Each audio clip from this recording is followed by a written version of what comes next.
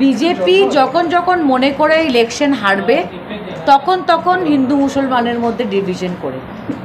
আর মুখ্যমন্ত্রী বুঝতে পারছেন যে ওনার পজিশন সমস্ত আসামে খুবই খারাপ।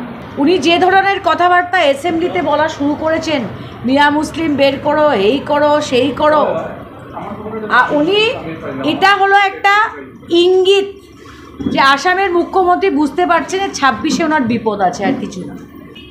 উনি করিমগঞ্জে ভোট ডিভিশন করলেন, যে কোনো একটা কমিউনিটিকে করলেন কিলঞ্জিয়া দিবেন। এই যে 3 দিন ঘুরে গেলেন বরাকে, ওদের সঙ্গে বসেছে নাকি মুখ্যমন্ত্রী? বসেন। This is BJP. যে ইলেকশন চলে যাবে উনি মিয়া নন মিয়া সবার সঙ্গেই আলাপ আলোচনা করবেন, গোলামেলা করবেন ভোটের সময়। উনি কি মুসলিম কমিউনিটির ভোট কম চেয়েছেন করিমগঞ্জে এসে? ইলেকশনে ঢিঙে গিয়ে সভাতে উনি কি ওদের ভোট চাননি? কি বলতে চাইছেন উনি? এখন অ্যাসেম্বলিতে বড় বড় লেকচার দিচ্ছেন। আর কত ডিভাইড করবেন আপনি সোসাইটিকে?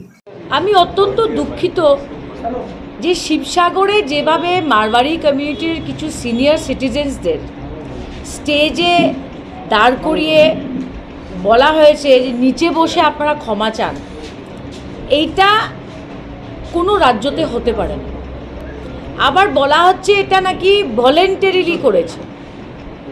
আপনারা চিন্তা করেন, এই ধরনের প্রোগ্রাম করে একটা মন্ত্রীর সামনে যদি একটা কমিউনিটিকে বলা হয়, আসামের রুল অফ লটা কোন পর্যায়ে গেছে।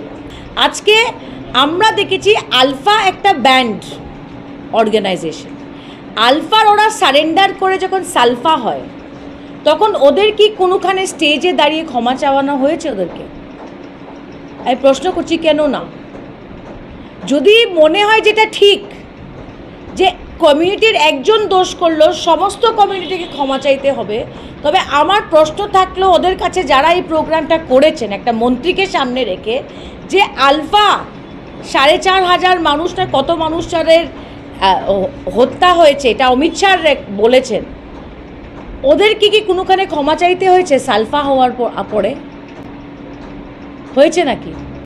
আজকে আমি জিজ্ঞেস করতে চাই যে মুখ্যমন্ত্রী যখন ফেসবুক লাইভ করেন উনি বলেন পরেশ বড়ুয়া ডাঙ্গরিয়া, এরা কাদের দল? বিজেপি যখন কংগ্রেসে যে একজন নেতা বলেছিল বিন লাদেন জি, ওরা খুব খারাপ পেয়েছিল, তো পরেশ বড়ুয়াকে ডাঙ্গরিয়া করে আসামের মুখ্যমন্ত্রী যিনি গৃহমন্ত্রী বলেন, এটার মানে কি?